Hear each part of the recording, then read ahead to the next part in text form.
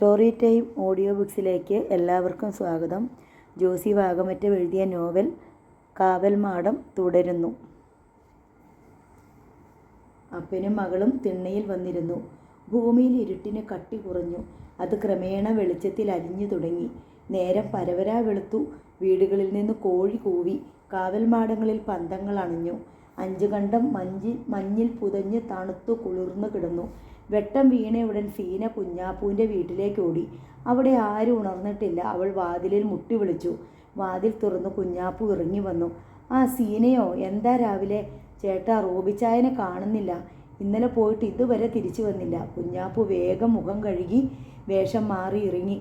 ഞാൻ അന്വേഷിച്ചിട്ട് വരാം. മോൾ സമാധാനമായിട്ട് വീട്ടിൽ പോയി ഇരിക്കേ. കുഞ്ഞാപ്പൂ തടിയൻ ഔസേപ്പിനെ ചെന്ന് കണ്ടു. റോബി വൈകുന്നേരം വരെ പണിക്കുണ്ടായിരുന്നെന്നും പണി കഴിഞ്ഞ് കൂലിയും വാങ്ങി ഇടക്കാന സിറ്റിക്ക് പോയെന്നും തടിയൻ ഔസേപ്പ് പറഞ്ഞു. കുഞ്ഞാപ്പൂ ഉടൻ ഇടക്കാന സിറ്റിക്ക് പോയി. പരിചയമുള്ളവരോടെല്ലാം റോബിയെക്കുറിച്ച് ചോദിച്ചു. റോബി സാധനങ്ങളും വാങ്ങി 5 കണ്ടത്തിലേക്ക് തിരിച്ചു പോകുന്നത് കണ്ടവരുണ്ട്. പിന്നെ ഒരറിവുമില്ല. കുഞ്ഞാപ്പൂ വഴി നീളെ അന്വേഷിച്ചു. റോബിയെ കണ്ടവരാരുമില്ല. അയാൾ നിരാശനായി മടങ്ങി. കാലത്തു 10 മണി ആയപ്പോഴേക്കും റോബിയെ കാണാനില്ലെന്ന വാർത്ത 5 കണ്ടത്തിൽ എല്ലായിടത്തും വ്യാപിച്ചു. കേട്ടവർ മൂക്കത്ത് വിരൽ വെച്ചു. ചിലർ ഉടൻ അന്വേഷണത്തിനിറങ്ങി. സീന കരഞ്ഞുകൊണ്ട് കല്ലറയ്ക്കൽ ചെന്നു. അവൾ ജെയിംസിനെ കണ്ടു പറഞ്ഞു, ജെയിംസ് ചേട്ടാ, റോബിച്ചായനെ കാണാനില്ല. എന്ത് കാണാനില്ലെന്നോ? ഇന്നലെ രാത്രി റോബി വന്നില്ലേ? ഇല്ല. ജെയിംസ് റാഫേൽ മുതലാളിയോടും സഹോദരന്മാരോടും വിവരം പറഞ്ഞു. അവരും ഉടനെ റോബിയെ തിരയാനിറങ്ങി. റോബിച്ചനെ കാണാനില്ലെന്നറിഞ്ഞ് സോഫി ഞെട്ടിപ്പോയി. അവളുടെ നെഞ്ചിൽ ഇടിമുഴക്കങ്ങൾ ഉയർന്നു. ദേഹമാകെ തളരുന്നത് പോലെ അവൾക്ക് തോന്നി. അവൾ നിലത്ത് കുഴഞ്ഞു വീണു. അന്ന് പകൽ മുഴുവൻ കല്ലറയ്ക്കന്മാരും നാട്ടുകാരും ചേർന്ന് റോബിയെ തിരഞ്ഞെങ്കിലും ഒരു ഫലവും ഉണ്ടായില്ല. ഇനി ആരോടും ഒന്നും മിണ്ടാതെ നാട് വിട്ടു പോയോ? ടോമി സംശയം പ്രകടിപ്പിച്ചു. നാട് വിട്ടു പോകാനാണെങ്കിൽ ഇടക്കാന സിറ്റിയിൽ ചെന്ന് വീട്ടിലേക്കുള്ള സാധനങ്ങൾ മേടിക്കുമോ? ഇവനൊരു കഴുതയാണല്ലോ, റാഫേൽ മുതലാളി പറഞ്ഞു. നാട്ടുകാരെല്ലാം അവരുടെ ചുറ്റും കൂടി നിൽപ്പുണ്ട്. കടയിൽ ചെന്ന് സാധനങ്ങൾ മേടിച്ച് കഴിഞ്ഞായിരിക്കും നാട് വിട്ടു പോയേക്കാമെന്ന് തോന്നിയത്. മനുഷ്യനെ ഓർക്കാപ്പുറത്തല്ലേ ഓരോ തോന്നാബുദ്ധി കയറുന്നേ. അവനെ വല്ലവരും തട്ടിക്കൊണ്ടു പോയെന്നാണ് എൻ്റെ സംശയം, റാഫേൽ മുതലാളി പറഞ്ഞു. അവനെ തട്ടിക്കൊണ്ടു പോയിട്ട് എന്നാ കിട്ടാനാ? താന്നിക്കലവറാൻ ചോദിച്ചു. ഏതായാലും ഇത് വലിയ അതിശയമായിരിക്കുന്നു. മുതലാളി പോലീസിൽ പരാതിപ്പെടണം, അവറാൻ ഉപദേശിച്ചു. തീർച്ചയായിട്ടും. നാളെ തന്നെ ഞാൻ പോലീസ് സ്റ്റേഷനിൽ പോകുന്നുണ്ട്. റാഫേൽ മുതലാളി പിറ്റേ ദിവസം പോലീസ് സ്റ്റേഷനിൽ ചെന്നു. റോബിയെ കാണാനില്ലെന്ന് പരാതി കൊടുത്തു. പോലീസ് അന്വേഷണത്തിന് വന്നു. അവർ ഊർജിതമായി അന്വേഷണം നടത്തി. പലരെയും ചോദ്യം ചെയ്തു. പക്ഷേ റോബിയെ കണ്ടുകിട്ടിയില്ല. പോലീസ് സമീപ പ്രദേശങ്ങളിലെല്ലാം അരിച്ചു പെറുക്കി പരിശോധിച്ചു. പക്ഷേ ഒരു തുമ്പും കിട്ടിയില്ല. റോബി നാട് വിട്ട് എങ്ങോട്ടെങ്കിലും പോയതാണെന്ന് പോലീസും വിധി എഴുതി. റോബിയെ ആരെങ്കിലും കൊന്നതാണെങ്കിൽ അതിനൊരു കാരണം വേണമല്ലോ. അവന് ശത്രുക്കൾ ആരുമില്ല. മുമ്പ് ശത്രുതയിലായിരുന്ന കല്ലറയ്ക്കന്മാർ ഇപ്പോൾ അവൻ്റെ ബന്ധുക്കളാണ്. പിന്നെ ആര് കൊല്ലാൻ? പോലീസ് 2-3 ദിവസം തിരക്കിട്ട് അന്വേഷണം നടത്തിയ ശേഷം മടങ്ങിപ്പോയി. പിന്നെ അവർ തിരിഞ്ഞു നോക്കിയത് പോലുമില്ല. റോബി എവിടെ അപ്രത്യക്ഷനായി? 5 കണ്ടത്തിലെ ജനങ്ങളുടെ മനസ്സിൽ ആ ചോദ്യം അവശേഷിച്ചു. റോബി നാട് വിട്ടു പോയെന്ന് വിശ്വസിക്കാൻ ആരും തയ്യാറല്ല. കാരണം വൃദ്ധനായ അപ്പനെയും കല്യാണപ്രായമെത്തിയ പെങ്ങളെയും അനാഥരാക്കിയിട്ട് അവനെങ്ങും പോകില്ലെന്ന് തീർച്ച. ആരെയൊക്കെ ഉപേക്ഷിച്ചാലും അവൻ്റെ പ്രിയപ്പെട്ട സോഫിയെ അവൻ ഒരിക്കലും ഉപേക്ഷിച്ച് പോവുകയില്ല. എങ്കിൽ റോബിക്ക് എന്തു പറ്റി? 5 കണ്ടത്തിൻ്റെ ഹൃദയത്തിൽ ഊഹാപോഹങ്ങൾ ഉറവെടുത്തു. പലരും പലതും പറഞ്ഞു. പക്ഷേ പുറത്തു പറയാൻ പേടി. തോന്നിയതൊക്കെ അവർ ഉള്ളിലൊതുക്കി. കാട്ടിൽ വിറക് വെട്ടിക്കൊണ്ടിരിക്കെ തടിയൻ ഔസേപ്പ് വെട്ടി തുറന്ന് കാര്യം പറഞ്ഞു. അവനെ തട്ടിയതാ. മരം വെട്ടിക്കൊണ്ടിരുന്ന ഡസൻ കണക്കിന് കോടാലികൾ നിശ്ചലമായി. എല്ലാവരും തടിയൻ ഔസേപ്പിനെ നോക്കി. അവരുടെ എല്ലാ മനസ്സിൽ തോന്നിയത് തടിയൻ ഔസേപ്പിൻ്റെ നാവിൽ നിന്ന് വീണിരിക്കുന്നു.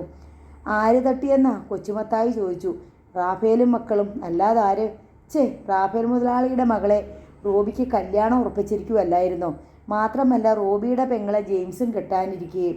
അത് വെറും വേഷമല്ലായിരുന്നോടാ. നാട്ടുകാർക്കും റോബിക്കും സംശയം തോന്നാതെ ചതിച്ചു കൊല്ലാൻ വേണ്ടിയിട്ടുള്ള വേലയിറക്ക് ആയിരുന്നോ? പിന്നല്ലാതെ. കല്ലറയ്ക്കന്മാർ കല്യാണം ഉറപ്പിച്ചെന്ന് കേട്ടപ്പോഴേ ഞാൻ ഓർത്തതാ ഇതിലെന്തെങ്കിലും കളി കാണുമെന്ന്. കല്ലറയ്ക്കന്മാർക്ക് മാനസാന്തരം വരുന്നതും അണലിക്കുഞ്ഞ് സുഹൃതജപം ജപിക്കുന്നതും ഒരുപോലെയല്ലേ? തടിയൻ ഔസേപ്പ് വിശദീകരിച്ചു. അപ്പോൾ കല്ലറയ്ക്കന്മാർ തട്ടിയതാണെന്ന് തീർച്ചയാണോ? കൊച്ചുമത്തായി ചോദിച്ചു. സംശയം എന്താ? നമ്മുടെയൊക്കെ കണ്ണിൽ പൊടിയിടാൻ വേണ്ടിയിട്ട് നടത്തിയ ഗൂഢാലോചനയല്ലേ കല്യാണ നിശ്ചയവും കൂട്ടുകെട്ടുമൊക്കെ. റോബി അത് വിശ്വസിച്ചു. അവരവനെ ചതിച്ചു കൊന്നതായിരിക്കും. മരം വെട്ടുകാർ മൂക്കത്ത് വിരൽ വെച്ച് നിന്നു. തടിയൻ ഔസേപ്പിൻ്റെ അഭിപ്രായം ഏറെക്കുറെ ശരിയായിരുന്നുവെന്ന് അവർക്ക് തോന്നി. റോബി കൊല്ലപ്പെട്ടെങ്കിൽ അത് കഷ്ടമായെന്ന് എല്ലാവർക്കും തോന്നി. അവരെല്ലാം അവനെ ഓർത്ത് ദുഃഖിച്ചു. അവർക്കെല്ലാം പ്രിയപ്പെട്ടവനായിരുന്നു റോബി, അഞ്ചുകണ്ടത്തിൻ്റെ ഹീറോ. അവൻ മരിച്ചെന്ന് വിശ്വസിക്കാൻ ആർക്കും മനസ്സ് വന്നില്ല. അനീതികൾ അടിച്ചേൽപ്പിക്കുന്ന ദുഷ്ടന്മാരോട് പടപൊരുതാൻ അവൻ തിരിച്ചു വരുമെന്ന് വിശ്വസിക്കാനായിരുന്നു എല്ലാവർക്കും ഇഷ്ടം. റോബിയെ കാണാതായ അന്നു മുതൽ പൊന്നപ്പനെയും കാണാനില്ലെന്ന് അഞ്ചുകണ്ടത്തിൽ വാർത്ത പരന്നു. വിവരമറിഞ്ഞയുടൻ തടിയൻ ഔസേപ്പ് പറഞ്ഞു, കണ്ടോ, ഞാൻ പറഞ്ഞതാ ശരി. റോബിയെ കൊല്ലാനുള്ള സംഘട്ടനത്തിൽ പൊന്നപ്പനും തട്ടുകേട് പറ്റി കാണും. അവനെ വനത്തിൽ കൊണ്ടുപോയി കുഴിച്ചിട്ടതായിരിക്കും. പക്ഷെ പൊന്നപ്പൻ പണിക്കൂലിയും മേടിച്ച് നാട്ടിലേക്ക് പോയെന്നാണല്ലോ റാഫേൽ മുതലാളി പറഞ്ഞത്. പച്ചക്കള്ളം. അവൻ പോകുന്നത് ആരെങ്കിലും കണ്ടോ? അവൻ പോകുവാണെന്ന് ആരോടെങ്കിലും പറഞ്ഞോ? ആരോടും മിണ്ടാതെ ചുമ്മാ ഒളിച്ചോടുന്ന പോലെ ആരെങ്കിലും പോകുമോ? അത് ശരിയാണല്ലോ. റോബിയുടെയും പൊന്നപ്പൻ്റെയും തിരോധാനത്തെക്കുറിച്ച് അഞ്ചുകണ്ടത്തിലെമ്പാടും രഹസ്യമായി ഊഹാപോഹങ്ങൾ പരന്നു. സീനയ്ക്കും തോമാച്ചിനും ഇതുവരെ സംശയമൊന്നും തോന്നിയിട്ടില്ല. സീന കരഞ്ഞ് കരഞ്ഞ് കണ്ണീർ വറ്റി. റോബിച്ചായൻ തിരിച്ചു വരുന്നത് നോക്കിയുള്ള അവസാനമില്ലാത്ത കാത്തിരിപ്പ്. അവൾക്ക് ഊണും ഉറക്കവുമില്ല. ഏതാനും ദിവസങ്ങൾ കൊണ്ട് അവൾ മെലിഞ്ഞു വിളറി ഒരു പേക്കോലമായി തീർന്നു. തോമാച്ചനും മിണ്ടാട്ടമില്ല. മകൻ നഷ്ടപ്പെട്ടുവെന്ന് ആ മനുഷ്യൻ ഉറപ്പായി. കാൽ മാത്രം തളർന്നിരുന്ന ആ മനുഷ്യൻ്റെ മനസ്സും ശരീരവും കൂടി തളർന്നുപോയി. കണ്ണുകൾ കുഴിയിൽ താണു. അയാളെ കണ്ടാൽ മരിക്കാറായ രോഗിയാണെന്നേ തോന്നൂ. കുഞ്ഞാപ്പൂവും പെണ്ണമ്മച്ചേടത്തിയും ഇടയ്ക്കിടെ ആ വീട്ടിൽ വരും. സീനയെയും തോമാച്ചിനെയും ആശ്വസിപ്പിക്കാൻ ശ്രമിക്കും. റോബി എന്നെങ്കിലും തിരിച്ചു വരുമെന്ന് അവർക്ക് പോലും വിശ്വാസമില്ല. കല്ലറക്കന്മാർ റോബിയെ കൊലപ്പെടുത്തിയതായിരിക്കുമെന്ന് നാട്ടിൽ രഹസ്യമായി പ്രചരിച്ചുകൊണ്ടിരുന്ന ഊഹാഭോഗത്തെക്കുറിച്ച് അവർ സീനയോടൊന്നും പറഞ്ഞില്ല. ആ ഇളം കന്യകയുടെ ചാരിത്രം കവർന്നെടുത്ത രാത്രിക്ക് ശേഷം ജെയിംസ് സീനയെ കാണാൻ വന്നതേയില്ല. ജെയിംസിനോട് വേണം തൻ്റെ വിഷമം പറയാനെന്ന് കരുതി സീന കാത്തിരുന്നു. പക്ഷേ ജെയിംസിനെ എങ്ങനെ കാണാൻ? ഒരു ദിവസം സീന കല്ലറക്കന്മാരുടെ വീട്ടിൽ ജെയിംസിനെ അന്വേഷിച്ചു ചെന്നു. ജെയിംസ് അവിടെ ഉണ്ടായിരുന്നു. മനസ്സില്ലാ മനസ്സോടെയാണ് അവൻ സീനയോട് സംസാരിച്ചത്. നീ എന്തിനാ ഇവിടെ വന്നത്? ജെയിംസ് ദേഷ്യപ്പെട്ട് ചോദിച്ചു. റോബിച്ചായൻ ഇതുവരെ തിരിച്ചു വന്നില്ല. റോബിച്ചായൻ എന്തു പറ്റിയോ? എനിക്ക് പേടിയാകുന്നു. അതിന് ഞാനെന്തു വേണം? റോബിച്ചായനെ എങ്ങനെയെങ്കിലും ഒന്ന് അന്വേഷിച്ച് കണ്ടുപിടിക്കണം. ഞങ്ങൾക്ക് വേറെ ആരുമില്ല. ഞങ്ങളെക്കൊണ്ട് പറ്റുന്നതൊക്കെ ചെയ്തു. പോലീസിനെ വരുത്തി അന്വേഷിച്ചില്ലേ? അതിൽ കൂടുതൽ എന്തോ വേണം. പോലീസിന് കണ്ടുപിടിക്കാൻ പറ്റാത്തത് ഞാൻ നോക്കിയാൽ കണ്ടുപിടിക്കുമോ? ജെയിംസ് ചേട്ടൻ എന്താ ഇങ്ങനെയൊക്കെ സംസാരിക്കുന്നത്? ശത്രുക്കളോട് പറയുന്ന പോലെ. ഞാൻ പിന്നെ എങ്ങനെ സംസാരിക്കണം? ജെയിംസ് ചേട്ടനല്ലേ ഇപ്പോഴെന്നെ ആശ്വസിപ്പിക്കേണ്ടത്, എനിക്ക് തുണയായിട്ട് നിൽക്കേണ്ടത്. എനിക്കതിനൊന്നും നേരമില്ല. ജെയിംസ് ചേട്ടാ, അവൾ അമ്പരപ്പോടെ വിളിച്ചു. തൻ്റെ വിലപ്പെട്ടതെല്ലാം കവർന്നെടുത്ത ആ രാത്രി വരെ പ്രേമസ്വരൂപനായിരുന്ന ജെയിംസ് ചേട്ടനാണോ ഇപ്പോൾ ആലുവ മണൽപ്പുറത്ത് വെച്ച് കണ്ട പരിചയം പോലും ഇല്ലാതെ സംസാരിക്കുന്നത്? നീ പോവണ്ണേ, എനിക്ക് വേറെ പണിയുണ്ട്. ജെയിംസ് അവളെ വിട്ടിട്ട് വീട്ടിനുള്ളിലേക്ക് കയറിപ്പോയി. സീന സ്തംഭിച്ച് നിൽക്കുകയായിരുന്നു. അല്പനേരം കഴിഞ്ഞ് അവൾ കരഞ്ഞുകൊണ്ട് വീട്ടിലേക്ക് തിരിച്ചു പോന്നു. സോഫിയും ദുഃഖിതയായി കഴിഞ്ഞുകൂടുകയായിരുന്നു. റോബിയെ കാണാതായതിൽ പിന്നെ അവൾക്ക് ഊണും ഉറക്കവുമില്ല. റോബിച്ചൻ എവിടെ പോയി? എന്ത് സംഭവിച്ചു? എത്ര ആലോചിച്ചിട്ടും അവൾക്ക് ഒരെത്തും പിടിയും കിട്ടിയില്ല. റോബിച്ചൻ ആപത്തിൽ അകപ്പെട്ടിരിക്കുന്നു. മരിക്കുന്നതിന് നേരിട്ട് കാണുന്നത് പോലുള്ള വല്ലാത്ത പേടി അവളുടെ മനസ്സിനെ വിറപ്പിച്ചുകൊണ്ടിരുന്നു. റോബിച്ചൻ തന്നോട് പറയാതെ എങ്ങോട്ടും പോവില്ല. തലേ ദിവസം കണ്ടപ്പോൾ പോലും ഒരു സൂചന പോലും തന്നില്ല. മാത്രമല്ല, റോബിച്ചന് ഒളിച്ചു പോകേണ്ട ഒരു കാര്യവുമില്ല. റോബിച്ചന് എന്തോ ആപത്ത് പിണഞ്ഞതാണ്. ഓർക്കും തോറും സോഫിക്ക് ഉൾക്കിടിലം പെരുകും. ആരും കാണാതിരുന്ന് കരയും. റാഫേൽ മുതലാളിയോടും ആങ്ങളമാരോടും അവൾ കൂടെ കൂടെ നിർബന്ധിച്ചു പറയും റോബിച്ചനെ അന്വേഷിച്ച് കണ്ടുപിടിക്കണമെന്ന്. പക്ഷേ അവർക്കെല്ലാം ഒരു തണുപ്പൻ മട്ട്. എന്തായാലും റോബിച്ചൻ തിരിച്ചു വരാതിരിക്കില്ല എന്ന് അവൾ വിശ്വസിച്ചു. അവൻ എന്തെങ്കിലും ആപത്തിൽപ്പെട്ടു മരിച്ചുവെന്ന് സങ്കല്പിക്കാൻ പോലും അവൾക്ക് കഴിഞ്ഞില്ല. ഞായറാഴ്ചയായി. സോഫി പതിവ് പോലെ പള്ളിയിൽ പോയി. റോബിച്ചൻ തിരിച്ചു വരാൻ വേണ്ടി അവൾ മനമുരുകി പ്രാർത്ഥിച്ചു. നേർച്ചകൾ നേർന്നു. തിരിച്ചു പോരുമ്പോൾ ഇടപ്പറപ്പിലെ ചിന്നമ്മയെ കണ്ടു. അവളും പള്ളിയിൽ പോയതാണ്. റോബിയുടെ തിരോധാനത്തെക്കുറിച്ച് സംസാരിച്ചുകൊണ്ട് അവർ നടന്നു. ഞാനൊരു കാര്യം പറയാം കുഞ്ഞേ, ഞാൻ പറഞ്ഞെന്ന് ഇരു ചെവി അറിയരുത്, ചിന്നമ്മ പറഞ്ഞു. സോഫിക്ക് ആശങ്കയായി. എന്തായാലും എന്നോട് പറ, ഞാൻ ആരോടും പറയുകയില്ല. റോബിയെ കുഞ്ഞിൻ്റെ ആങ്ങളമാരെ ആരും അറിയാതെ വകവരുത്തിയതാണെന്ന ജനസംസാരം. എല്ലാവരും അതാ പറയുന്നേ. സോഫി ഞെട്ടിത്തെറിച്ചു. നാട്ടുകാർ പറയുന്നതാ. ചിന്നമ്മ തുടർന്നു. റോബി അന്ന് ഇടക്കാനത്ത് പോയിട്ട് തിരിച്ചു വരുമ്പോൾ കുഞ്ഞിൻ്റെ ആങ്ങളമാർ വഴിക്ക് ഒളിച്ചിരുന്ന് കൊന്നതാണത്രേ. എന്നിട്ട് ശവം ആരും അറിയാതെ വനത്തിൽ കൊണ്ടുപോയി കുഴിച്ചിട്ടു. നിങ്ങൾ രണ്ട് വീട്ടുകാരും കൂടെ ആലോചിച്ച മാറ്റക്കല്യാണമൊക്കെ ആർക്കും സംശയം തോന്നാതെ റോബിയെ ചതിച്ചു കൊല്ലാൻ വേണ്ടി നടത്തിയ തട്ടിപ്പായിരുന്നെന്ന് ഒന്ന് ഓർത്തു നോക്കിയാൽ ശരിയാ. സോഫിയുടെ നെഞ്ചിൽ ഇടിമുഴങ്ങി. അവൾക്കൊരു വാക്ക് മിണ്ടാൻ പോലും കഴിഞ്ഞില്ല. റോബിച്ചനെ കാണാതായ രാത്രിയിൽ തൻ്റെ ആങ്ങളമാർ വീട്ടിലില്ലായിരുന്നു എന്ന കാര്യം അവൾ ഓർമ്മിച്ചു. സോഫിയുടെ അടിമുടി ഒരു വിറയൽ പടർന്നു. കൈകാലുകൾ കുഴഞ്ഞ് താഴെ വീഴുമെന്നായി. ഒരു ഭ്രാന്തിയെപ്പോലെയാണ് അവൾ വീട്ടിലേക്ക് ചെന്നത്. റാഫേൽ മുതലാളിയുടെയും ആങ്ങളമാരുടെയും മുമ്പിലേക്ക് ചെന്ന് നിലവിളിക്കും പോലെ അവൾ ചോദിച്ചു, എൻ്റെ റോബിച്ചൻ എവിടെ? എനിക്കതറിയണം, ഇപ്പോഴറിയണം. എൻ്റെ റോബിച്ചനെ നിങ്ങൾ എന്ത് ചെയ്തു? മോളെ, ഞങ്ങൾക്കറിയില്ല, റാഫേൽ മുതലാളി പറഞ്ഞു. സോഫി ആങ്ങളമാരെ മാറി മാറി നോക്കി.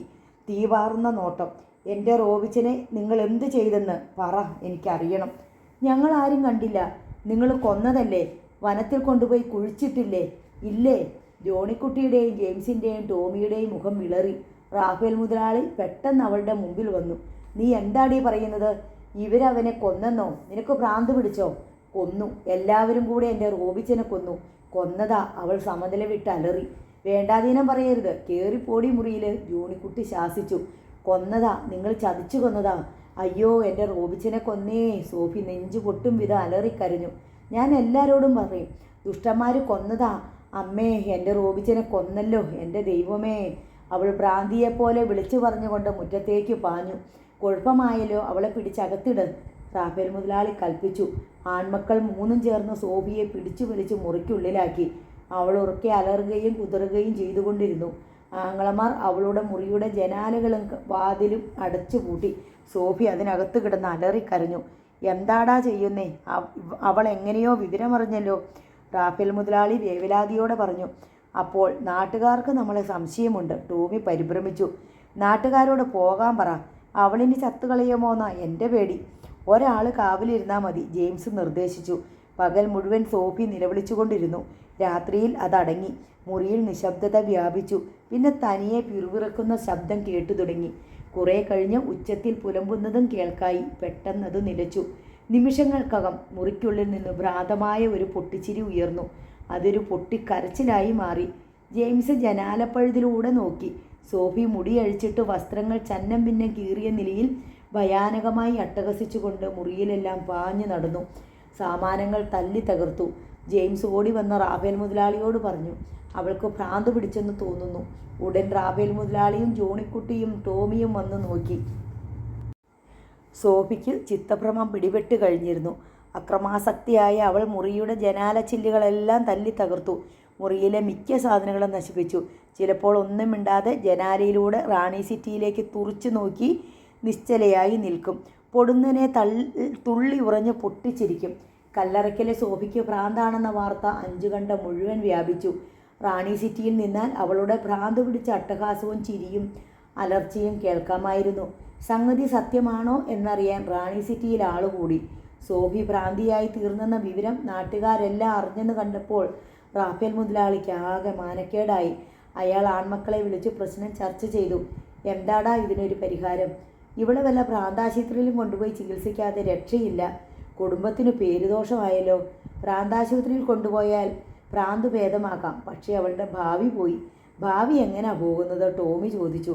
ഇനി അവൾക്കൊരു കല്യാണാലോചന വന്നാൽ നടക്കുമോ? അവൾക്ക് ഭ്രാന്തായിരുന്നെന്നും കെട്ടാനിരുന്ന ചെറുക്കനെ ചതിച്ചു കൊല്ലിച്ചത് കാരണം ഭ്രാന്ത് പിടിച്ചെന്നും നാട്ടുകാരറിയത്തില്ലേ? അവർ പറഞ്ഞു കൊടുക്കുകയല്ലേ? അതൊന്നും സാരമില്ല. കാശ് വാരിക്കൊടുത്താൽ ചെറുക്കനെ കിട്ടാനാണോ പാട്? അവളെ ഇങ്ങനെ ഇവിടെ അടച്ചിട്ട് പ്രശ്നം നാറ്റിക്കാതെ ആശുപത്രിയിൽ കൊണ്ടുപോയി എത്രയും വേഗം ചികിത്സിക്കാം. അതാ ആദ്യം വേണ്ടത്, ജോണിക്കുട്ടി തീർത്തു പറഞ്ഞു. എന്നാൽ ഇന്ന് തന്നെ കൊണ്ടുപോകാം. രാത്രിയിൽ കൊണ്ടുപോയാൽ മതി. അല്ലെങ്കിൽ അവൾ അലറി വിളിച്ച് നാട്ടുകാരെ എല്ലാം അറിയിക്കും. അങ്ങനെ അപ്പനും ആൺമക്കളും കൂടി സോഫിയെ ഭ്രാന്താശുപത്രിയിൽ അടയ്ക്കാൻ തീരുമാനിച്ചു. രാത്രിയായി. സോഫി ചില്ലുകൾ തകർന്നുപോയ ജനാലയിലൂടെ റാണി സിറ്റിയിലേക്ക് നോക്കിക്കൊണ്ടിരുന്നു. അവളുടെ കണ്ണുകൾ ചുവന്ന് കലങ്ങിയിരുന്നു. എണ്ണമയം പുരളാത്ത മുടി മാറത്തും തോളത്തുമായി ചമ്പ്രം ചിമ്പ്രം ചിതറിക്കിടക്കുന്നു. വേഷം മുഷിഞ്ഞു കീറിയിട്ടുണ്ട്. ആകെ മെലിഞ്ഞു വിളറിയിരുന്നു അവൾ. പേടിച്ച് അന്തം വിട്ടതുപോലെ റാണി സിറ്റിയിലേക്ക് നോക്കി നിന്ന അവൾ പെട്ടെന്ന് കൈകൊട്ടി അലറിച്ചിരിക്കാൻ തുടങ്ങി. റോബിച്ചൻ വരുന്നുണ്ടേ, എൻ്റെ റോബിച്ചൻ വരുന്നുണ്ടേ. അവൾ ആർത്തട്ടഹസിച്ചുകൊണ്ട് മുറിയിലെമ്പാടും പാഞ്ഞു നടന്നു. എന്നിട്ട് കൂവി ചിരിച്ചുകൊണ്ട് അവൾ വാതിൽക്കിലേക്ക് ഓടി. വാതിലിൽ ആഞ്ഞിടിച്ചു. കടത്തിവിടാൻ, എൻ്റെ റോബിച്ചനെ കടത്തിവിട്. വിടാൻ അവൾ നിലവിളിച്ചു. പെട്ടെന്ന് ജോണിക്കുട്ടി വാതിൽ തുറന്നു. സോഫി ഞെട്ടി പിറകോട്ട് മാറി. അവളുടെ മുഖം ഭയാനകമായി ഇരുണ്ടു. കണ്ണും നെറ്റിയും ചുളിഞ്ഞ് വികൃതമായി. അവൾ ജോണിക്കുട്ടിയുടെ നേർക്ക് കൈ ചൂണ്ടി അലറി. നീ ദുഷ്ടൻ, ചെകുത്താൻ, ക്രൂരൻ, കൊന്നു, എൻ്റെ റോബിച്ചനെ കൊന്നു, പോ, ദൂരെ പോ. ജോണിക്കുട്ടി അവളെ പിടിച്ചു ബന്ധിക്കാൻ ശ്രമിച്ചു. അവൾ അസാമാന്യമായ കരുത്തോടെ അവനെ കുടഞ്ഞു തെറിപ്പിച്ചു. എന്നെയും കൊല്ലാനാ അല്ലേ? റോബിച്ചനെ കൊന്ന പോലെ കൊല്ലാൻ. അവൾ അവൻ്റെ കൈ കടിച്ചു മുറിച്ചു. ദേഹം മാന്തി കീറി. ഭയന്നുപോയ ജോണിക്കുട്ടി പുറത്തിറങ്ങി വാതിലടച്ചു. സോഫി വാതിലിൻ്റെ നേർക്ക് നോക്കി നെഞ്ചത്തലച്ച് പൊട്ടിക്കരഞ്ഞു. എൻ്റെ റോബിച്ചനെ കൊന്നേ, ദുഷ്ടന്മാരെല്ലാവരും കൂടെ കൊന്നേ. അവളുടെ നിലവിളി 5 കണ്ടം ഗ്രാമത്തെ പൊതിഞ്ഞ ഇരുട്ടിലേക്ക് ഊളിയിട്ടു. ജോണിക്കുട്ടി ചെന്ന് അനുജന്മാരെ എല്ലാം വിളിച്ചു. നിങ്ങളും കൂടി വാ, അല്ലാതെ അവളെ പിടിച്ചു കെട്ടാനൊക്കത്തില്ല. കണ്ടില്ലേ, എൻ്റെ കൈ കടിച്ചു മുറിച്ചു, മുഖം മാന്തി പൊളിച്ചു. ഞങ്ങളും വരാം. ടോമിയും ജെയിംസും തയ്യാറായി. റാഫേൽ മുതലാളിയും കൂടെ ചെന്നു. ജെയിംസ് മെല്ലെ വാതിൽ തുറന്നു നോക്കി. സോഫി വാതിൽക്കലേക്ക് നോക്കി സംഹാരരുദ്രയായി നിൽക്കുന്നു. ചുവന്ന് ജ്വലിക്കുന്ന കണ്ണുകൾ, പിശാചു ബാധിച്ച പോലെയുള്ള മുഖം, അഴിഞ്ഞു ചിതറിയ മുടി പിച്ചിപ്പറിച്ചുകൊണ്ട് അവൾ ഭദ്രകാളിയെപ്പോലെ അലറി. ജെയിംസ് ആ കാഴ്ച കണ്ട് ഞെട്ടിപ്പോയി. കൊന്നില്ലേ, എല്ലാവരും കൂടെ കൊന്നില്ലേ? ടോമി ജെയിംസിനെ അകത്തേക്ക് തള്ളിക്കയറ്റി. പുറകെ ബാക്കിയുള്ളവരും കയറി. വാ ദുഷ്ടന്മാരെ, കൊല്ലാൻ വാ. അവൾ അവരെ നോക്കി അട്ടഹസിച്ചു. അടങ്ങി നിൽക്കടി അവിടെ. അയ്യോ, എന്നെ കൊല്ലാൻ വരുന്നേ, അവൾ അത്യുച്ചത്തിൽ കൂവി. ടോമി ഒറ്റ ചാട്ടത്തിന് അവളെ കയറി പിടിച്ചു. അയ്യോ, കൊല്ലുന്നേ, എന്നെ കൊല്ലുന്നേ. ജെയിംസ് അവളുടെ വായ പൊത്തി. അവൾ അവൻ്റെ വിരൽ കടിച്ചു മുറിച്ചു. മറ്റുള്ളവരെ മാന്തുകയും അടിക്കുകയും ചെയ്തുകൊണ്ടിരുന്നു. വല്ലവിധേനയും ജോണിക്കുട്ടിയും റാഫേൽ മുതലാളിയും കൂടി അവളുടെ കൈകൾ പിറകോട്ടാക്കി കെട്ടി. ടോമി പിടുത്തം വിട്ടിട്ട് തോർത്തുകൊണ്ട് വായ് മൂടിക്കെട്ടി. പിന്നെ അവളെ നിലത്തിരുത്തി കാലുകളും ബന്ധിച്ചു. അവൾ അപ്പോഴും പിടഞ്ഞു കുതിറിക്കൊണ്ടിരുന്നു. എല്ലാവർക്കും ചില്ലറ പരിക്കുണ്ട്. ടോമിയും റാഫേൽ മുതലാളിയും ജെയിംസും പെട്ടെന്ന് വേഷം മാറി. ക്ലോക്കിൽ മണി 11 അടിച്ചു. 5 കണ്ടം ഗ്രാമം കുറ്റാപ്പൂറ്റിരുട്ടത്ത് അമർന്ന് കിടന്ന് ഉറക്കമായി കഴിഞ്ഞിരുന്നു. എല്ലാവരും കൂടി സോഫിയെ കെട്ടിച്ചുമന്ന് ഇല്ലിപ്പാലത്തിനക്കരെ കടത്തി. അവിടെ ജീപ്പ് തയ്യാറായി കിടന്നിരുന്നു. സോഫിയെ ജീപ്പിൽ കയറ്റി. ജോണിക്കുട്ടി ഒഴികെ ബാക്കിയുള്ളവരെല്ലാം കയറി. ജീപ്പിൻ്റെ പ്രകാശം ഇരുട്ടിനെ തുളച്ചിറങ്ങി. ജീപ്പ് നഗരത്തെ ലക്ഷ്യമാക്കി കുതിച്ചു പാഞ്ഞു ഭ്രാന്താശുപത്രിയിലേക്ക്. ജോണിക്കുട്ടി തനിച്ച് വീട്ടിലേക്ക് തിരിച്ചു പോന്നു. 2 ദിവസത്തിന് ശേഷം റാഫേൽ മുതലാളിയും ജെയിംസും തിരിച്ചെത്തി. ടോമി മാത്രം വന്നില്ല. കാര്യങ്ങളെല്ലാം രാത്രിയിൽ നടത്തിയതുകൊണ്ട് നാട്ടുകാരും ഒന്നും അറിഞ്ഞിട്ടില്ലെന്നായിരുന്നു കല്ലറക്കന്മാരുടെ വിശ്വാസം. പക്ഷേ 5 കണ്ടം ഗ്രാമം മുഴുവൻ വിവരം അറിഞ്ഞു കഴിഞ്ഞിരുന്നു. സോഫിയെ ഭ്രാന്താശുപത്രിയിൽ അയക്കിയിരിക്കുകയാണെന്നും ആരും അറിയാതിരിക്കാൻ രാത്രിയിലാണ് കടത്തിക്കൊണ്ട് പോയതെന്നും അറിയാത്തവരാരുമില്ല. സീനയുടെയും തോമാച്ചൻ്റെയും സ്ഥിതിയായിരുന്നു ഏറെ പരിതാപകരം. റോബിയെ കാണാതായതോടെ അവരുടെ പ്രതീക്ഷകളെല്ലാം നശിച്ചു. ജീവച്ഛവങ്ങളെപ്പോലെ അവർ കഴിഞ്ഞുകൂടി. സീന മെലിഞ്ഞുണങ്ങി വല്ലാതായി. തോമാച്ചൻ എഴുന്നേൽക്കാൻ പോലും ആകാത്ത വിധം കിടപ്പിലായി. ചെലവ് കഴിഞ്ഞു പോകാൻ ഒരു മാർഗവുമില്ല. റോബി അധ്വാനിച്ചു കൊണ്ട് വന്നിരുന്നത് കൊണ്ട് മാത്രം പുലർന്ന വീടാണത്. ഇന്ന് റോബിയില്ല. അതിനാൽ കാൽക്കാശിന് വരുമാനവുമില്ല. ഇവിടുന്നും ഒക്കെ കടം മേടിച്ച് ഇതുവരെ കഴിഞ്ഞു. ഇപ്പോൾ കടം ചോദിച്ചാൽ ആരും കൊടുക്കാതായി. മിക്ക ദിവസങ്ങളിലും ആ വീട്ടിൽ പട്ടിണിയാണ്. കുഞ്ഞാപ്പൂവിൻ്റെ ഭാര്യ പെണ്ണമ്മ വല്ലപ്പോഴും നാഴിയരിയോ 2 കപ്പക്കിഴങ്ങോ കൊടുക്കുമായിരുന്നു. ഇപ്പോൾ അതും നിർത്തി. കാരണം കുഞ്ഞാപ്പൂ അധ്വാനിച്ചുണ്ടാക്കുന്ന പണം കൊണ്ടാണ് 8 അംഗമുള്ള ഒരു വീട് പുലരേണ്ടത്. അവർക്ക് കഷ്ടിച്ചേ തികയുന്നുള്ളൂ. അപ്പോൾ പിന്നെ അന്യരെ സഹായിക്കാൻ കൂടി പോയാലോ? എന്നാലും 2-3 ദിവസം കൂടുമ്പോൾ പെണ്ണമ്മച്ചേടത്തിക്ക് അലിവ് തോന്നി എന്തെങ്കിലും കൊടുക്കും. പക്ഷേ ആരോഗ്യം നിലനിർത്താൻ അതുപോരാ. പട്ടിണിക്ക് പുറമെ രോഗം വർദ്ധിക്കുക കൂടി ചെയ്തപ്പോൾ തോമാച്ചൻ തീരെ അവശനായി. മരുന്ന് വാങ്ങാൻ പണമില്ല. രോഗം കലശലായപ്പോൾ സീന ഗതികെട്ട് ഒരിക്കൽ കൂടി കല്ലറയ്ക്കൽ പോയി. ജെയിംസ് ചേട്ടനെ കാണണം, കുറച്ച് പണം കടം ചോദിക്കണം. അതാണ് അവളുടെ ലക്ഷ്യം. ജെയിംസ് ചേട്ടൻ തന്നെ ഉപേക്ഷിക്കില്ലെന്ന് അവൾക്കൊരു വിശ്വാസം. തൻ്റെ മനസ്സും ശരീരവും അയാൾക്ക് സമർപ്പിച്ചതല്ലേ? പക്ഷേ അന്നത്തെ രാത്രിക്ക് ശേഷം അയാൾ തൻ്റെ അടുത്ത് വന്നിട്ടില്ല. വല്ലാത്തൊരകൽച്ച. കണ്ടാൽ മിണ്ടുക കൂടിയില്ല. തന്നോട് പിണക്കമായിരിക്കുമോ? തന്നെ തഴയാനാണോ ഉദ്ദേശം? ചോദിക്കാൻ ഒരവസരം കിട്ടണ്ടേ? തനിച്ച് കാണാൻ ഒക്കുന്നില്ല, പിന്നെ എങ്ങനെ ചോദിക്കും? ഏതായാലും തൽക്കാലം കുറെ പണം കടം ചോദിക്കാം. അപ്പച്ചൻ്റെ നില വഷളായിക്കൊണ്ടിരിക്കുകയാണ്. ഉടനെ ആശുപത്രിയിൽ കൊണ്ടുപോകുകയോ മരുന്ന് വാങ്ങിക്കൊടുക്കുകയോ ചെയ്തില്ലെങ്കിൽ രോഗം മൂർച്ഛിച്ച് മരിച്ചു പോയേക്കാം. സീന കല്ലറക്കയിലെത്തി. ജെയിംസ് അവിടെ ഉണ്ടായിരുന്നു. അവളെ കണ്ട് അവൻ ഇറങ്ങി വന്നു. തീരെ രസിക്കാത്ത അവൻ ചോദിച്ചു, എന്താ കാര്യം? നിന്നോട് ഞാൻ പറഞ്ഞിട്ടില്ലേ ഇവിടെ വരരുതെന്ന്? ഒന്ന് കാണണമെങ്കിൽ ഞാൻ ഇവിടെ വരണം. നിനക്കെന്നെ കാണേണ്ട കാര്യം എന്താ? ഒന്നുമില്ലേ? കാര്യം പറ, കളിക്കാതെ. അപ്പച്ചന് സൂക്കേട് കൂടുതലാ. ആശുപത്രിയിൽ കൊണ്ടുപോകാൻ കുറേ രൂപ കടം തരണം. ഇതെന്നാ സ്റ്റേറ്റ് ബാങ്കാണോ വായ്പ തരാൻ? ജെയിംസ് ചേട്ടാ, തീരെ ഗതിയില്ലാഞ്ഞിട്ടാ. ഭക്ഷണം കഴിച്ചിട്ട് തന്നെ 2 ദിവസമായി. എൻ്റെ കയ്യിൽ കാശൊന്നുമില്ല. കുറച്ചെങ്കിലും താ മരുന്ന് മേടിക്കാൻ. കാശില്ലെന്ന് പറഞ്ഞില്ലേ? പോ, എനിക്ക് വേറെ പണിയുണ്ട്. ജെയിംസ് ചേട്ടൻ ഇങ്ങനെ കണ്ണിൽ ചോരയില്ലാതെ സംസാരിക്കരുത്. ഗതികേട് വന്നപ്പോൾ ജെയിംസ് ചേട്ടനല്ലാതെ വേറെ ആരാ സഹായിക്കേണ്ടത്? ഞാൻ വേറെ ആരോടാ ചോദിക്കേണ്ടത്? നീ ചെന്ന് കുഞ്ഞുഞ്ഞമ്മയുടെ കൂടെ കൂടിക്കോ. നല്ല ബിസിനസ്സാ, ഇഷ്ടം പോലെ കാശ് കിട്ടും. നിന്റെ പട്ടിണിയും ദുരിതവും പെട്ടെന്ന് മാറിക്കോളും. കുഞ്ഞുഞ്ഞമ്മയുടെ അസിസ്റ്റൻ്റായിട്ട് നിന്നാൽ മതി. നീ പുതിയതായതുകൊണ്ട് സാമാന്യക്കാർ ആണുങ്ങളുടെ എല്ലാം നല്ല കാശ് മേടിക്കാം. സീന ഞെട്ടിത്തരിച്ച് നിന്നുപോയി. ജെയിംസ് ചേട്ടനാണോ ഈ പറയുന്നത്? തന്നെ സ്നേഹിച്ച, തന്നെ കല്യാണം കഴിക്കാൻ തീരുമാനിച്ച, ഒരു രാത്രിയിൽ തന്നെ പറഞ്ഞു മയക്കി തൻ്റെ ചാരിത്രം കവർന്നെടുത്ത ജെയിംസ് ചേട്ടനോ? കുഞ്ഞുഞ്ഞമ്മയുടെ കൂടെ വേശ്യാവൃത്തിക്ക് പോയിക്കൊള്ളാൻ. ഒരു ഉപദേശം. സീനയ്ക്ക് അവൻ്റെ നേർക്ക് കാക്കിച്ചു തുപ്പണമെന്ന് തോന്നി. ദുഷ്ടൻ, നീചൻ. ഞങ്ങളുടെ റോബിച്ചായനെ കാണാതായതിനെക്കുറിച്ച് ആളുകൾ പലതും പറയുന്നുണ്ട്. ആദ്യമൊന്നും ഞാനത് വിശ്വസിച്ചിട്ടില്ല. ഇപ്പം തോന്നുന്നു കേട്ടതൊക്കെ സത്യമാണെന്ന്. സീന വെറുപ്പോടെ പറഞ്ഞു. എന്തുവാടി നീ കേട്ടത്? ജെയിംസ് ചോദിച്ചു. റോബിച്ചനെ നിങ്ങളെല്ലാം കൂടി കൊന്നതാണെന്ന് അവൾ ഏങ്ങലടിച്ച് കരഞ്ഞുകൊണ്ട് പറഞ്ഞു. അതെ, അതിനിപ്പോൾ എന്തോ വേണം? ഞങ്ങളെ കൂടി കൊന്നു തിന്ന്, അതാ നല്ലത്. കൊണ്ടുപോയി കേസ് കൊടുടി. പോടി, ഇറങ്ങിപ്പോകാൻ. അവൻ ഗർജിച്ചു. എൻ്റെ റോബിച്ചായനെ കൊന്നതാണേൽ നിങ്ങൾ അനുഭവിക്കും. ഈ തറവാട് ഞങ്ങളുടെ ശാപം കൊണ്ട് കുളം തോണ്ടും. കണ്ണീരോടെ പറഞ്ഞിട്ട് അവൾ ഇറങ്ങിപ്പോന്നു. റോബിച്ചായനെ അവർ കൊന്നതായിരിക്കും തീർച്ച. ഈ ദുഷ്ടന്മാർ അത് ചെയ്യാൻ മടിക്കുകയില്ല. മാറ്റക്കല്യാണമെന്നൊക്കെ പറഞ്ഞിരുന്നത് വെറും വേലത്തരമായിരുന്നിരിക്കും. ചതിച്ചു കൊല്ലാനുള്ള വിദ്യ കൊന്നതാണെന്ന് സോഫി ചേച്ചിക്ക് മനസ്സിലായി കാണും. അതുകൊണ്ടല്ലേ ഭ്രാന്ത് പിടിച്ചത്? ദൈവമേ, റോബിച്ചായൻ കൊല ചെയ്യപ്പെട്ടെന്ന് വിശ്വസിക്കാൻ കഴിയുന്നില്ലല്ലോ. ഇനി ഒരിക്കലും റോബിച്ചായനെ കാണാനൊക്കില്ലേ? സീന വീട്ടിലെത്തി. പെണ്ണമ്മച്ചേടത്തി അവിടെയുണ്ട്. പോയ കാര്യം എന്തായി മോളെ? കാശില്ലെങ്കിൽ വേശ്യാപ്പണിക്ക് പോയി കാശുണ്ടാക്കിയോളാൻ. അവൾ തേങ്ങി. ആര് പറഞ്ഞു? ജെയിംസോ? ദുഷ്ടനാ, പരമദുഷ്ടൻ. ഗതി പിടിക്കുകയല്ല, അവന്മാരെല്ലാവരും കൂടി ചതിക്കുകയായിരുന്നു. സീന അകത്ത് കയറി. എന്തായി മോളെ? തോമാച്ചൻ ചോദിച്ചു. കിട്ടിയില്ല അപ്പച്ച, എനിക്കറിയാമായിരുന്നു. അയാൾ ഞരങ്ങി. എൻ്റെ മോനെ അവർ കൊന്നതാ, സംശയമില്ല. നിന്ന നിപ്പിൽ സീനയ്ക്കൊരു തലകറക്കം. അവൾ വേച്ച് വീഴാൻ പോയി. പെണ്ണമ്മച്ചേടത്തി താങ്ങി പിടിച്ചു. അവൾ പെട്ടെന്ന് പിടിപിടിപ്പിച്ചു. പിറകുവശത്തേക്ക് ആടി നീങ്ങി. പരിയമ്പുറത്ത് കുന്തിച്ചിരുന്ന് അവൾ ഓക്കാനിച്ചു. മഞ്ഞ നിറത്തിലുള്ള പിത്തവെള്ളം. പിറകെ വന്ന പെണ്ണമ്മച്ചേടത്തി അത് കണ്ടു. ചതിച്ചോ മോളെ? ആ സ്ത്രീ അന്താളിച്ചു. സീന കുനിഞ്ഞിരുന്ന് കരഞ്ഞു. പെണ്ണമ്മച്ചേടത്തി അവളുടെ പുറം തടവി കൊടുത്തു. ആരാ? അവനാണോ ജെയിംസ്? നിന്നെ അവൻ ചതിച്ചല്ലോ കുഞ്ഞേ. പെണ്ണമ്മച്ചേടത്തി അവളുടെ മുഖം കഴുകിച്ചു. കുറച്ച് തണുത്ത വെള്ളം കുടിക്കാൻ കൊടുത്തു. പിന്നെ താങ്ങി പിടിച്ച് അകത്ത് കൊണ്ടുപോയി പായ വിരിച്ച് കിടത്തി. പെണ്ണമ്മച്ചേടത്തി അന്ന് തന്നെ വിവരം കുഞ്ഞാപ്പൂവിനെ അറിയിച്ചു.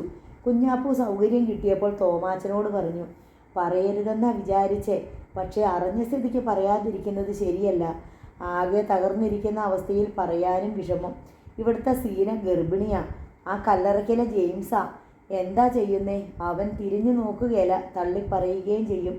തോമാച്ചൻ്റെ കുണ്ടിലാണ്ട കണ്ണുകൾ പുറത്തേക്ക് തള്ളി വന്നു. ഉണങ്ങിച്ചൊളിച്ച ആ ദേഹം ഞെട്ടി വിറച്ചു.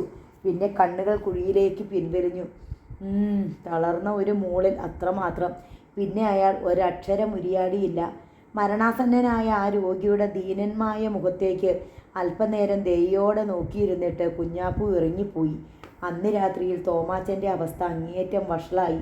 രോഗം മൂർച്ഛിച്ചു. ഞരക്കവും മൂളലും മാത്രമേയുള്ളൂ. ഇടയ്ക്കെപ്പോഴോ അയാളുടെ ബോധം മറഞ്ഞു. ജീവിതത്തിൽ അന്നോളം ഇന്നോളം തുടർച്ചയായി ഉണ്ടായിക്കൊണ്ടിരുന്ന ദുരന്തങ്ങൾ അയാളുടെ മനസ്സിനെയും ശരീരത്തെയും അടിച്ചു വീഴ്ത്തി. രാത്രിയിൽ ഒരു തവണ അയാൾ ബോധമുണർന്നു. സീനയെ വിളിക്കാൻ ശ്രമിച്ചെങ്കിലും ശബ്ദം പുറത്തേക്ക് വന്നില്ല. ശ്വാസം ഏങ്ങി വലിച്ചുകൊണ്ട് അയാൾ കിടന്നു. ചില ഓർമ്മകൾ മനസ്സിൽ മിന്നിമറിഞ്ഞു. പെണ്ണ് കെട്ടിയതും കുടുംബമുണ്ടാക്കിയതും ഓർത്തു. ഭാര്യയോടൊന്നിച്ചുള്ള ജീവിതം. പിന്നെ മക്കളുണ്ടായി. പ്രായമാകുമ്പോൾ മകൻ കുടുംബം നോക്കിക്കൊള്ളുമെന്ന പ്രതീക്ഷയായിരുന്നു. വയസ്സുകാലത്ത് തനിക്കും ഭാര്യയ്ക്കും വിശ്രമിക്കാം. അതിനാണല്ലോ കഷ്ടപ്പെട്ട് പഠിപ്പിച്ചത്. പക്ഷേ തൻ്റെ പ്രിയപ്പെട്ടവൾ നേരത്തെ ലോകം വിട്ടുപോയി. അതോടെ സകല ഐശ്വര്യവും അസ്തമിച്ചു. പിന്നെ കൊച്ചുറോസ പോയി. റോബി കൊല്ലപ്പെട്ടു. ഇപ്പോൾ താൻ. നാളെ സീനയുടെയും ഗതി മറ്റൊന്നല്ല. ഒരു കുടുംബം പാടെ തകർന്നു. ഭൂമുഖത്തില്ലാതായി തൻ്റെ കുടുംബം. താൻ കഷ്ടപ്പെട്ട് മെനഞ്ഞെടുത്ത കുടുംബം. തോമാച്ചൻ്റെ കണ്ണുകളിൽ കണ്ണുനീർ തളം കെട്ടി. ശ്വാസമെടുക്കാൻ ബുദ്ധിമുട്ട് തോന്നി. ഇല്ല, തീരെ കിട്ടുന്നില്ല. അയാൾ ഒരിക്കൽ കൂടി സീനയെ വിളിക്കാൻ ശ്രമിച്ചു. പക്ഷേ ശബ്ദം പുറത്തു വന്നില്ല. പെട്ടെന്ന് ബോധം മറഞ്ഞു. സീന രാവിലെ എഴുന്നേറ്റ് കട്ടൻ കാപ്പി തിളപ്പിച്ചു. ഗ്ലാസ്സിൽ ചൂട് കാപ്പി പകർന്നുകൊണ്ട് തോമാച്ചൻ കിടക്കുന്നിടത്തെത്തി. അപ്പച്ച, അപ്പച്ച. തോമാച്ചൻ അനക്കമില്ല. അപ്പച്ച, ഇന്നാ കാപ്പി. സീന അയാളെ കുലുക്കി വിളിച്ചു. അയാളുടെ ദേഹം തണുത്ത് വിറങ്ങലിച്ചിരുന്നു. സീന നടുങ്ങി. എൻ്റെ അപ്പച്ച. അവൾ ഒരു നിലവിളിയോടെ അമൃത ശരീരത്തിലേക്ക് വീണു. അവളുടെ നിലവിളി കേട്ടുകൊണ്ട് കുഞ്ഞാപ്പൂവും പെണ്ണമ്മച്ചേടത്തിയും ഓടിയെത്തി. പിന്നെ ജോസുകുട്ടി വന്നു. അയൽപക്കക്കാരെല്ലാം വീട്ടിൽ ഓടിക്കൂടി. നിമിഷങ്ങൾക്കുള്ളിൽ വാർത്ത പരന്നു. റോബിയുടെ അപ്പൻ തോമാച്ചൻ മരിച്ചു. ആളുകൾ അയാളെക്കുറിച്ച് സഹതപിച്ചു. ദുർവിധി പിടിച്ച കുടുംബം അത്. താന്നുകിലവറാൻ പറഞ്ഞു. ശരിയാ, ആദ്യം തള്ള പോയി, പിന്നെ ഇളയ മോള്. അത് കഴിഞ്ഞപ്പോൾ റോബിയെ ആരാണ്ടും തട്ടി. ഇപ്പോഴിതാ തോമാച്ചനും പോയി. ഇനി ആ പെങ്കൊച്ചിന് ആരാ ഉള്ളത്? കൊച്ചാപ്പി പറഞ്ഞു. നേരെ അവളുടെ ഗതി അതോ ഗതിയായല്ലോ. എല്ലാവരും സീനയെ അനുകമ്പയോടെ നോക്കി. അവൾ കരച്ചിലോട് കരച്ചിലാണ്. ശവമടക്കണം. കുഞ്ഞാപ്പു ആലോചിച്ചു. ശവപ്പെട്ടി മേടിക്കാൻ സീനയുടെ കയ്യിൽ കാശില്ല. കുഴിക്കാണം കൊടുക്കാൻ പോലും അവൾക്ക് നിവൃത്തിയില്ല. എന്തു ചെയ്യും? പിരിവെടുക്കിയേ നിർവാഹമുള്ളൂ. കുഞ്ഞാപ്പു അവിടെ കൂടിയവരോടെല്ലാം വിവരം പറഞ്ഞു. ഈ പാവം കൊച്ചിൻ്റെ കയ്യിൽ കാശ് പോലുമില്ല. ശവമടക്കണയിൽ നമ്മളെല്ലാവരും കൂടി പിരിവെടുത്ത് സഹായിക്കണം. എല്ലാവരും അവരാൽ കഴിയുന്ന പോലെ സഹായിക്കാൻ തയ്യാറായി. അവരെല്ലാം ചേർന്ന് പാഴ്മരത്തിൻ്റെ പലകകൾ കൊണ്ടൊരു ശവപ്പെട്ടി തല്ലിക്കൂട്ടി. പള്ളിയിൽ ചെന്ന് അച്ഛനെ വിവരമറിയിച്ചു. വൈകുന്നേരം ശവം എടുത്തു. തോമാച്ചൻ്റെ ശവമടക്കിന് ആളുകൾ അധികം ഉണ്ടായിരുന്നില്ല. പള്ളിയിൽ വെച്ച് കുർബാനയും ഇല്ലായിരുന്നു. സിമിത്തേരിയിൽ പാവപ്പെട്ടവർക്കായി തിരിച്ചിട്ട കോണിൽ പെട്ടെന്ന് കുഴിച്ച കുഴിയിൽ തോമാച്ചൻ്റെ ശവം ഇറക്കി വെച്ചു. അത് മണ്ണിട്ട് മൂടി. ആളുകളെല്ലാം പിരിഞ്ഞു. മരിച്ച വീട്ടിൽ സീന തനിച്ചായി.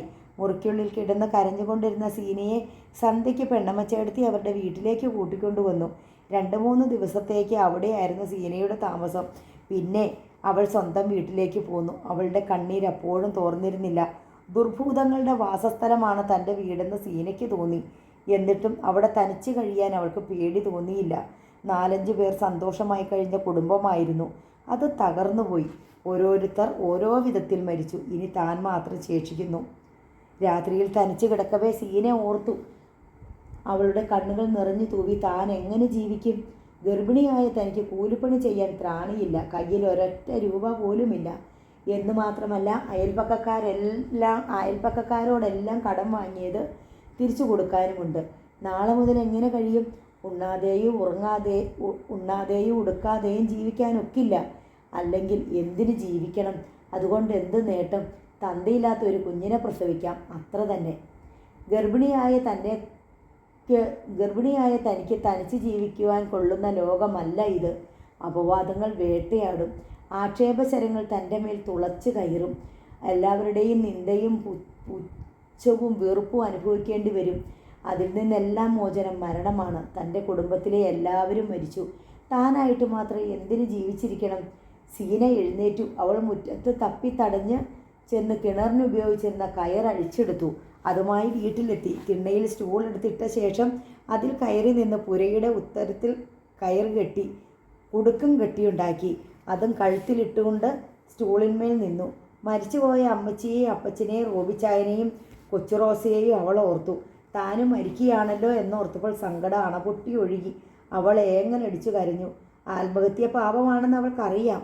ആത്മഹത്യ ചെയ്യുന്നവരെ അന്ത്യവിധി നാളിൽ ദൈവം നരകത്തിലെറിയും. പക്ഷേ എന്തു ചെയ്യും? തനിക്ക് ജീവിക്കാൻ ഒരു പോംവഴിയും കാണുന്നില്ലല്ലോ. ഭൂമിയിൽ ആകെക്കൂടി കിട്ടിയൊരു ജന്മമാണിത്. 10-17 കൊല്ലമേ ജീവിച്ചുള്ളൂ. ഇനി ഒരിക്കലും ഈ ഭൂമിയിൽ തനിക്ക് ജീവിക്കാൻ ഒക്കില്ല. ഇതോടെ എല്ലാം തീർന്നു.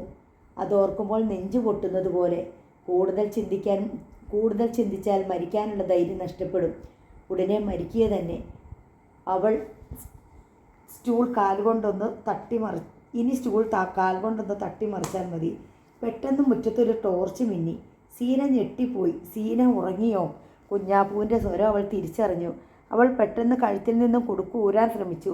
അപ്പോഴേക്കും ടോർച്ചിൻ്റെ വെളിച്ചം അവളുടെ മേൽ വീണു. സീന, അരുത് മോളെ!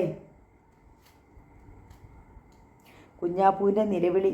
അയാൾ ഓടി വന്ന് സീനയെ പിടിച്ച് താഴെ ഇറക്കി. സ്റ്റൂൾ തട്ടിമറിച്ചു. നീ എന്താ കൊച്ചേ ഈ കാണിച്ചത്? എനിക്കിനി ജീവിക്കണ്ട, മരിച്ചാൽ മതി. സീന വാവിട്ട് കരഞ്ഞു. വാ, വീട്ടിലേക്ക് പോകാം. ഇനി ഇവിടെ നിൽക്കണ്ട, വാ. ഇല്ല, ഞാൻ എങ്ങോട്ടും വരുന്നില്ല. എനിക്ക് മരിക്കണം. ചുമ്മാ മണ്ടത്തരം പറയാതെ വാ. കുഞ്ഞാപ്പു അവളുടെ കൈക്ക് പിടിച്ചുകൊണ്ട് വീട്ടിലേക്ക് കൊണ്ടുപോയി. പെണ്ണമ്മച്ചേടത്തി തിണ്ണയിൽ നിൽപ്പുണ്ടായിരുന്നു. എന്തു പറ്റി? എന്തിനാ ഇവൾ കരയുന്നത്? അവർ പരിഭ്രമത്തോടെ ചോദിച്ചു. ഞാൻ ചെന്നപ്പോൾ കഴുത്തിൽ കയറുമിട്ടുകൊണ്ട് ഇവൾ തൂങ്ങിച്ചാകാൻ തുടങ്ങുന്നു. ഞാനന്നേരം ചെന്നില്ലായിരുന്നെങ്കിൽ. എൻ്റെ ഈശോയെ, നീ എന്തിനാ കൊച്ചേ ഈ കടുങ്കൈ ചെയ്യാൻ പോയത്? പെണ്ണമ്മച്ചേടത്തി നെഞ്ചത്ത് കൈവച്ചു. എനിക്കാരുമില്ല ചേടത്തി. എന്നെ ആർക്കും വേണ്ട. എന്നെ ഒറ്റയ്ക്കാക്കിയിട്ട് എല്ലാവരും പോയി. സീന പൊട്ടിക്കരഞ്ഞു. അതിനിങ്ങനെയാണോ ചെയ്യുന്നത്? ആര് പറഞ്ഞു നിനക്ക് ആരുമില്ലെന്ന്? ഞങ്ങളൊക്കെ ഇല്ലേ? നീ രാത്രിയിൽ അവിടെ ഒറ്റയ്ക്കാണല്ലോ എന്ന് ഓർത്തിട്ട് എനിക്ക് മനസമാധാനമില്ലായിരുന്നു. നിന്നെ കൂട്ടിക്കൊണ്ടു വരാൻ വേണ്ടി പറഞ്ഞയച്ചതാ ചേട്ടനെ. അതെത്ര നന്നായി. തക്ക സമയത്ത് തന്നെ ചേട്ടൻ ചെന്നല്ലോ. നീ വാ. പെണ്ണമ്മച്ചേടത്തി അവളെ അകത്തേക്ക് കൂട്ടിക്കൊണ്ടുപോയി. ആ സ്ത്രീ ഓരോന്ന് പറഞ്ഞ് സീനയെ സമാധാനിപ്പിക്കാൻ ശ്രമിച്ചു. പക്ഷെ സീനയുടെ കരച്ചിൽ തീർന്നില്ല. എനിക്കാരാ ഉള്ളത്? ഇപ്പം ഗർഭിണിയുമായി. ഞാൻ എന്തിനാ ഭൂമിക്ക് ശാപമായിട്ട് ജീവിച്ചിരിക്കുന്നേ? മോളെ, നീ നാളെ ചെന്നാൽ ജെയിംസിനെ ഒന്ന് കാണ്. ഏതായാലും അബദ്ധം പറ്റി പോയില്ലേ? അവൻ്റെ കുഞ്ഞല്ലേ നിൻ്റെ വയറ്റിൽ കിടക്കുന്നത്. കാല് പിടിച്ച് കരഞ്ഞു പറ ഉപേക്ഷിക്കരുതെന്ന്. അവൻ തടഞ്ഞാൽ നമുക്ക് പള്ളിയിലച്ഛനോട് പറയാം. നീ സമാധാനമായിട്ട് കിടന്നുറങ്ങ്. സീന കരച്ചിൽ നിർത്തി. വിളക്ക് ഊതി അണച്ചിട്ട് പെണ്ണമ്മച്ചേടത്തി അവൾക്കരികിൽ ഉറങ്ങാൻ കിടന്നു. സീനയ്ക്ക് പക്ഷേ ഉറങ്ങാൻ പറ്റിയില്ല. മനസ്സിൽ വേദനയും ദുഃഖവും നീറിപ്പിടയുമ്പോൾ എങ്ങനെ ഉറക്കം വരും? പിറ്റേന്ന് രാവിലെ പെണ്ണമ്മച്ചേടത്തി സീനയെ ജെയിംസിൻ്റെ അടുത്തേക്ക് പറഞ്ഞറിയിച്ചു. സീന കല്ലറയ്ക്കൽ ചെന്നു. ജെയിംസ് അവിടെ ഉണ്ടായിരുന്നു. അവൻ ഇറങ്ങി വന്നു. നീ എന്തിനാടി പിന്നെ ഇങ്ങോട്ട് എഴുന്നള്ളിയത്? അവൻ കോപത്തോടെ ചോദിച്ചു. ജെയിംസ് ചേട്ടാ, ഞാൻ ഗർഭിണിയാണ്. അതിന് ഞാൻ എന്നാ വേണം? അങ്ങയുടെ കുഞ്ഞാണ് എൻ്റെ ഉദരത്തിൽ വളരുന്നത്. ഞങ്ങളെ സ്വീകരിക്കണം. 5 ഖണ്ഡത്തിൽ പല പെൺകുട്ടികളുടെയും ഉദരത്തിൽ എൻ്റെ കുഞ്ഞ് വളരുന്നുണ്ട്. അവരെയെല്ലാം ഭാര്യയെ സ്വീകരിക്കാൻ പറ്റുമോ? ജെയിംസ് ചേട്ടൻ എന്നെയും എൻ്റെ പിറക്കാൻ പോകുന്ന കുഞ്ഞിനെയും അനാഥമാക്കരുത്. അവൾ കൈകൂപ്പി കെഞ്ചി കരഞ്ഞു. ഞാൻ എന്തോ വേണമെന്നാണ് പറയുന്നത്? നമ്മുടെ കല്യാണം പണ്ടേ തീരുമാനിച്ചതല്ലേ. ഇനി ഒട്ടും താമസിയാതെ അത് നടത്തണം. കല്യാണം നടത്താനോ? അത് നിന്നെ. കല്ലറയ്ക്കൽ ജെയിംസിന് അത്ര ഗതികേടൊന്നും ആയിട്ടില്ലടി. അന്ന് നമ്മുടെ കല്യാണം നിശ്ചയിച്ചതല്ലേ. അതൊക്കെ ഒരു മറയായിരുന്നടി. നിന്നോടും നിൻ്റെ കുടുംബത്തോടുമുള്ള ഞങ്ങളുടെ വൈരാഗ്യം തീർക്കാനുള്ള പുകമറ. നിൻ്റെ ചേട്ടൻ ഞങ്ങളെ ദ്രോഹിച്ചതിന് കണക്കുണ്ടോടി? നിന്നെ ഒന്ന് തൊട്ടതിനല്ലേ നീ ചെന്ന് പരാതി പറഞ്ഞ് അവനെക്കൊണ്ട് ഞങ്ങളുടെ വീട്ടിൽ കയറി തല്ലിച്ചത്? അന്നേ ഞാൻ കരുതിയതാ നിൻ്റെ സൗന്ദര്യം ഒന്ന് ആസ്വദിക്കണമെന്ന്. സീന ഞെട്ടി. അപ്പോൾ എൻ്റെ റോബിച്ചായനെ തട്ടിയതാണടി ഞങ്ങളവനെ. ദ്രോഹി! അവൾ ചീറി. അവൻ്റെ അസ്ഥി പോലും കുശിത്തുപോയി കാണുമടി ഇപ്പോൾ. കല്ലറയ്ക്കന്മാരോട് കളിച്ചാൽ ഇതാണ് അനുഭവം. സീനയ്ക്ക് ഭ്രാന്ത് പിടിച്ചതുപോലെയായി. അവർ പകരം വീട്ടുകയായിരുന്നെന്ന്. റോബിച്ചായനെ സൂത്രത്തിൽ വകവരുത്തി തന്നെ നശിപ്പിച്ചു. തങ്ങളുടെ കുടുംബം താറുമാറാക്കി. നിന്റെ തലയിൽ ഇടുത്തി വീഴുമടാ, അവൾ ആക്രോശിച്ചുകൊണ്ട് അവൻ്റെ കഴുത്തിൽ കയറി പിടിച്ചു. ജെയിംസ് കഴുത്ത് പിടിച്ച് ഞെരുക്കി. ജെയിംസ് അവളുടെ പിടിപിടിക്കാൻ ശ്രമിച്ചു. മൽപ്പിടുത്തത്തിനിടയിൽ അവൾ അവൻ്റെ കഴുത്തും മുഖവും മാന്തി കീറി. കൊല്ലും, ഞാൻ കൊല്ലും! ഭ്രാന്തിയെപ്പോലെ അവൾ അലറി. പെട്ടെന്ന് ജോണിക്കുട്ടിയും ടോമിയും ഇറങ്ങി വന്നു. അവരവളെ പിടിച്ചു മാറ്റി. ടോമി അവളുടെ 2 ചെകിട്ടത്തും ആഞ്ഞടിച്ചു. അവൾ കറങ്ങി താഴെ വീണു. ജോണിക്കുട്ടി അവളെ വലിച്ചിഴിച്ച് ഗേറ്റിന് വെളിയിൽ കൊണ്ടുചെന്ന് തള്ളി. സീന റോഡിൽ കമിഴ്ന്ന് വീണു. പിന്നെ എഴുന്നേറ്റ് വേച്ച് വീട്ടിലേക്ക് പോയി. പെണ്ണമ്മച്ചേടത്തി അവളെ കാത്തിരിക്കുന്നുണ്ടായിരുന്നു. എന്തു പറഞ്ഞു മോളെ? അവർ ചോദിച്ചു. സീന തേങ്ങിക്കരഞ്ഞുകൊണ്ട് നടന്നത് മുഴുവൻ വിവരിച്ചു. പെണ്ണമ്മച്ചേടത്തി മൂക്കത്ത് വിരൽ വെച്ച് നിന്നുപോയി. ചതിയന്മാർ, കൊലയാളികൾ റോബിയെ ചതിച്ചു കൊല്ലുകയായിരുന്നു എന്ന് കേട്ടത് നേരാ അല്ലേ? ദുഷ്ടക്കൂട്ടങ്ങൾ! എന്നാ ചെയ്യാനാ മോളെ? കല്ലറയ്ക്കന്മാരോട് നേരെ നിവർന്നു നിന്ന് വർത്താനം പറയാൻ ചൊണയുള്ള ഒരുത്തനും ഈ നാട്ടിലില്ല. ഉണ്ടായിരുന്നവനെ തട്ടിയില്ലേ? ഇനി എന്ത് ചെയ്യണമെന്ന് സീനയ്ക്ക് അറിഞ്ഞുകൂടാ. അവസാനം പെണ്ണമ്മയുടെ ഉപദേശപ്രകാരം അവൾ വികാരിയച്ഛനെ ചെന്ന് കണ്ട് എല്ലാം വിവരിച്ചു പറഞ്ഞു. ഞാൻ എന്ത് ചെയ്യും കുഞ്ഞേ? വികാരിയച്ഛൻ തൻ്റെ നിസ്സഹായത വെളിപ്പെടുത്തി. ഞാൻ പറഞ്ഞാൽ കലർക്കന്മാർ കേൾക്കുകയില്ല. അവർ പറയുന്നത് ഞാൻ കേട്ടില്ലെങ്കിൽ എന്നെ കൊല്ലാൻ കൂടി അവർ മടി കാണിക്കുകയില്ല. എന്നിട്ടും വികാരിയച്ഛൻ ജെയിംസിനെ വിളിച്ച് കുറേ ഉപദേശിക്കുകയുണ്ടായി. അച്ഛൻ്റെ പണി നോക്കിയാൽ മതി കേട്ടോ, ജെയിംസ് പറഞ്ഞു. കുരിശും തൊട്ടിയിൽ പോയി അച്ഛൻ കുർബാന ചൊല്ലണ്ട.